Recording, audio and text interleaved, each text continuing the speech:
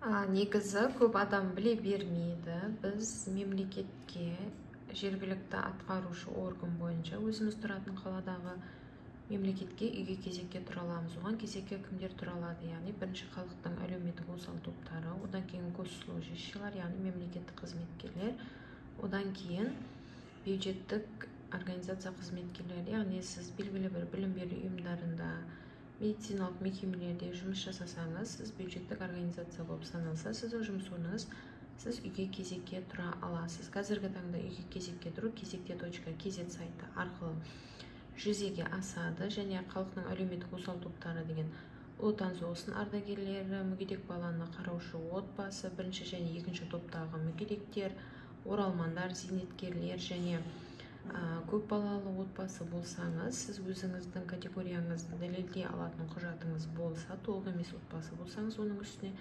сіз үйге кезекке тұра аласыз. Сізде ол үшін бар болғаны электронды цифрлы қолтаңбаңыз болу керек, және арнайы сайтқа кіріп, электронды құжаттарды салу арқылы сіз кезекке тұра аласыз.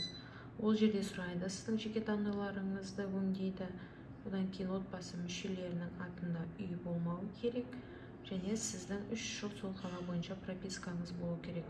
Осындай шарттарға сәйкес келсеңіз, сіз үйге кезекке тұра аласыз.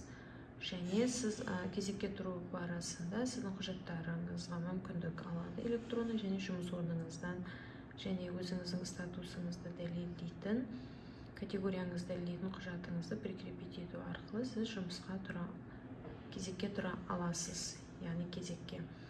Егер сізге кезекке тұруға көмек керек болса, сіз жекеге жазсаңыз болады.